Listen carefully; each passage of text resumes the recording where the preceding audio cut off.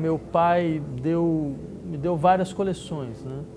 E uma coisa muito sugestiva, na verdade. Ele trouxe as coleções e falou, olha, isso aqui você lê agora, isso aqui você lê com 10 anos, isso aqui você lê com 14, isso aqui você lê com 15, não sei o que lá. Durante muito tempo eu fui um péssimo leitor de literatura, na verdade. Eu lia geografia, eu lia história, né? Porque eu queria conhecer mais o mundo material, né? Então eu fui ler mesmo literatura na adolescência, né? E aí principalmente Kafka e Dostoiévski. Eu acho que a pior forma de submissão é a limitação do seu campo de experiência, né? Quer dizer, eu acho que a gente se submete, a gente se deixa dominar quando a gente deixa nosso campo de experiência ser limitado. E ele é limitado, na verdade, pela maneira com que você vai constituindo um pouco a sua sensibilidade, né? Quer dizer, o que você é capaz de sentir, o que você é capaz de perceber, o que você é capaz de articular, né? E tudo isso é muito resultado, pelo menos tem uma forte influência, certo, desses modelos, um pouco esses modelos de sensibilidade que aparecem na indústria do entretenimento, que aparecem no cinema, que aparecem na televisão, que aparecem na música, certo? E a literatura, claro, uma forma de literatura, né? Não necessariamente toda, mas tem uma forma de literatura que ela força os limites da experiência, né? Ao forçar os limites da experiência, ela cria formas do que nós ainda não sabemos como tematizar, entendeu? Então ela te coloca diante do que é difícil mesmo. Eu acho que a forma difícil sempre foi absolutamente central e decisiva, porque exatamente a dificuldade dela não vem de um gosto de querer fazer coisas rebuscadas, mas vem da necessidade muito interna e muito clara de certos autores de conseguir explodir o campo da experiência possível. As sociedades não são apenas circuitos de circulação de bens, né, de produção de bens, elas são principalmente circuitos de afetos, né? As sociedades constituem laços sociais, constituem vínculos sociais, a partir do modo como os afetos circulam, né? Então, se você quiser entender o que uma sociedade é capaz de fazer, é necessário você entender que tipo de afeto ele tem uma posição hegemônica, ou seja, quais são os afetos que realmente têm mais força no interior dos vínculos sociais em um determinado momento histórico, né? Então, e se você quer saber como é possível uma sociedade entrar em um processo de transformação, muitas vezes a primeira condição é que você transforme os afetos que constituem o solo, um pouco, né, dos vínculos de determinada sociedade. Os seres humanos são seres que têm dependência mútua, né? Existe uma relação de dependência, ainda mais quando você pensa, por exemplo, a relação de um bebê e daqueles que lhe amparam, né? Só que existe uma peculiaridade no caso humano, é que as relações de dependência, certo? As relações de mutualismo, elas não implicam necessariamente compreensão daquilo que o outro espera de mim. Eu sei que eu dependo do outro, mas eu nunca tenho certeza do que o outro realmente quer, do que ele espera que eu faça, quais são as condições que eu preciso preencher para me conservar, certo, no interior, digamos, da afetividade vinda do outro, né? Então, daí um pouco uma ideia importante que, mais do que uma relação de empatia, nós temos nas relações interhumanas uma relação de desamparo. Dentro da experiência humana, não é só aquele que me confirma, afinal de contas, quem eu sou, quem eu devo ser, certo? E como eu devo agir. O outro é sempre aquele que me desampara.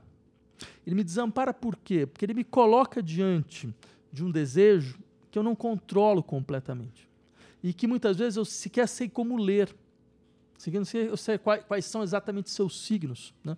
Porque, de uma certa maneira, o outro é aquele que me coloca diante de um acontecimento, né, no sentido forte do termo, né, mas um acontecimento no sentido de que aquilo que traz em si mesmo sua própria medida, né, aquilo que, de uma certa maneira, me obriga a eu narrar a mim mesmo de outra forma, a eu reconstituir o meu sistema de interesses, para que eu possa, então, estabelecer alguma forma de relação, né? Eu acho que essa ideia freudiana ela tem um elemento muito interessante, que ela nos retira do universo de nós pensarmos as relações entre sujeitos como relações entre indivíduos. O que é um indivíduo? Porque nós chegamos num estágio, certo, da vida social onde, para nós, o conceito fundamental, onde toda a ideia de liberdade, toda a ideia de autonomia, toda a ideia de emancipação se realiza, é o conceito de indivíduo. Eu diria que talvez ele seja o conceito mais problemático, ao contrário, né? E o mais passível de crítica. O que é o indivíduo? Entre outras coisas, o indivíduo é aquele que organiza o seu desejo a partir de um sistema de interesses. Interesse é uma espécie de meio termo entre o cálculo e a paixão, certo? É aquilo que me permite transformar as paixões em objeto de cálculo. Então eu posso, através da enunciação dos meus interesses, começar a calcular a medida do meu prazer e do meu desprazer. Eu sou essa ideia da ação racional como agente maximizador de interesses. Então, certo? Bem, então, ao calcular interesses, ao estabelecer esse modelo de cálculo baseado na redução de interesses, o que eu preciso? Eu preciso da regularidade, eu preciso da regularidade do que vem do outro, eu preciso de conseguir reduzir o outro a um padrão de regularidade, eu preciso estabelecer uma certa relação de simetria, e mais do que isso, eu preciso estabelecer uma relação de contrato. Eu preciso contratualizar, nem que seja uma espécie de contrato tácito, contrato que eu não assino claramente, mas um contrato do tipo, bem, eu tenho meus interesses, eles estão até aqui, você tem os seus, a gente troca uma relação de reciprocidade, né? Agora, o que é interessante no caso do Freud é que a psicanálise freudiana está para além da ideia de indivíduo. Porque se é verdade que os sujeitos se engajam em relações, sabendo que eles serão despossuídos, sabendo que eles serão desamparados de uma certa forma, mas eles procuram isso como uma condição fundamental para que eles possam ter uma experiência que é fora do seu campo prévio de determinação, aprender a narrar a si mesmo de outra forma.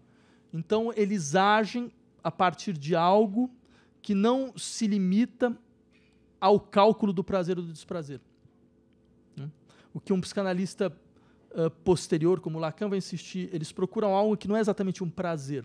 Eles procuram algo que desarticula essa ideia de prazer e desprazer. Existe uma teoria política no Freud, né? Essa teoria ela dialoga com uma certa tradição da filosofia política, que insiste que se eu quiser entender o que é a vida social, o que é a sociedade, o que a política pode produzir, por que algumas sociedades conseguem produzir coisas que outras não conseguem, eu preciso perguntar quais são os afetos que circulam de forma hegemônica na vida social, né?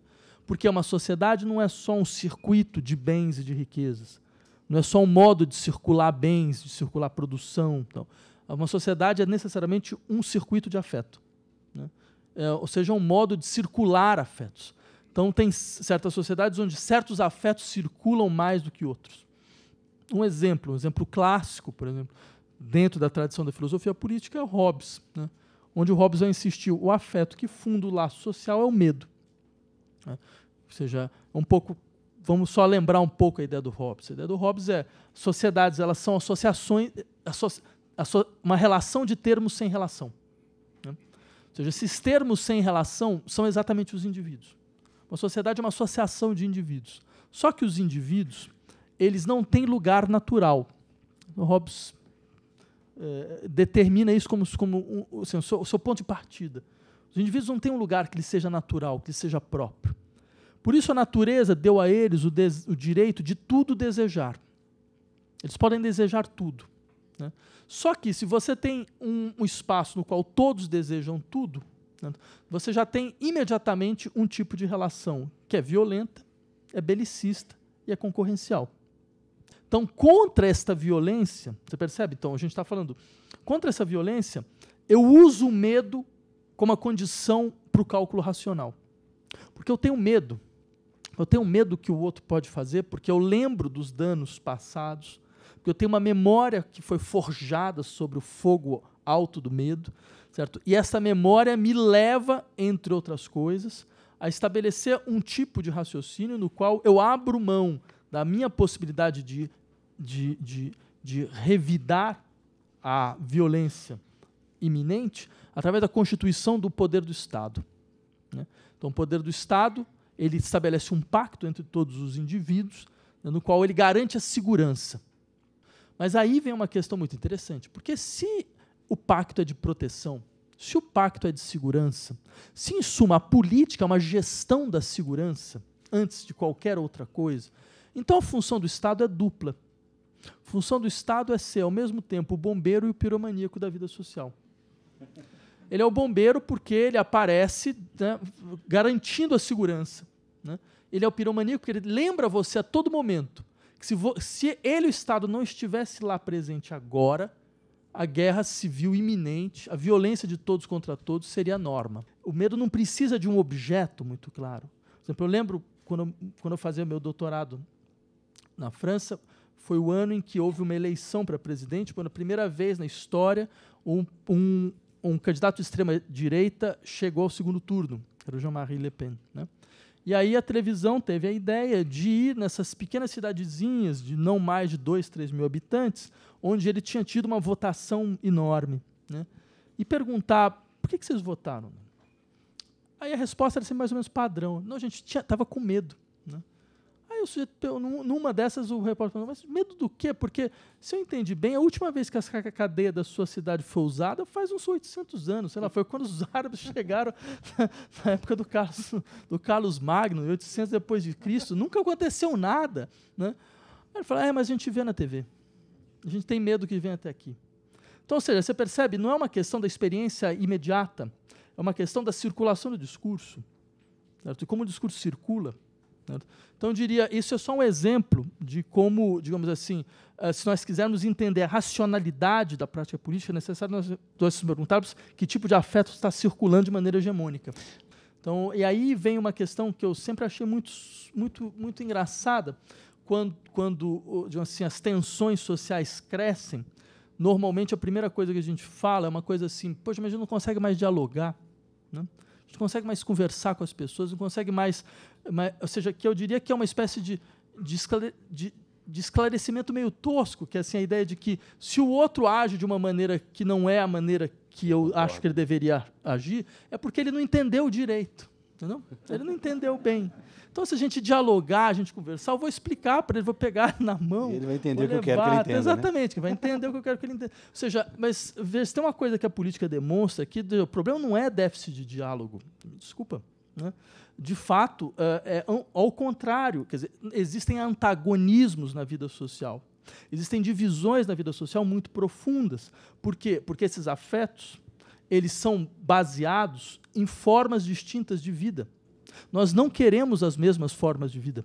Mas aí eles se transformam em desafetos. Não, mas exatamente. Eu diria que a questão fundamental não é imaginar que, através de uma experiência de procura do melhor argumento, nós vamos conseguir, então, criar uma dinâmica consensual. Eu diria que ao meu ver, o processo passa por outra dinâmica. Primeiro é reconhecer que existe dissensos intransponíveis. E segundo, reconhecer que a maneira de agir nessa situação é tentando desativar certos afetos. Qual é o dissenso intransponível que você Não, eu acho que nós... ilustraria? Eu acho assim, as sociedades, elas são... E a nossa sociedade brasileira é muito clara nesse sentido. Nós somos marcados por experiências muito distintas sobre quais são as formas de vida que nós queremos, de fato. Entendeu? Veja, nós estamos falando de uma sociedade, aí entrando no nosso caso específico, onde nós não conseguimos criar um acordo nem a respeito do que foi a ditadura militar. Né? Tem nenhum torturador preso? Não tem nenhum torturador preso. Isso é um exemplo claro. Você percebe? Quer dizer, nem uma linha vermelha sobre, olha, depois disso, não mais. Né? Ninguém mais passa essa linha. Nem isso a gente foi capaz. Né? Mas isso significa, então, de uma maneira muito clara, nós estamos falando de uma sociedade profundamente clivada e que ganharia mais se visse exatamente dessa forma. Se reconhecesse de uma vez por todas, certo? Não numa imagem falsa de si mesmo, mas uma imagem real e concreta de si. Porque quando eu sempre parto um pouco desse pressuposto, quando você admite certas divisões, mesmo, quando você sente elas, aí você pode criar o que ainda não foi criado. Você pode tentar criar algum outro campo onde essas divisões elas se agenciam de outra maneira. Mas enquanto você tenta custe o que custar, evitar ver, né, você nunca vai conseguir, de fato, ter a dimensão do tamanho do problema. Então, você nunca vai conseguir resolver problema nenhum.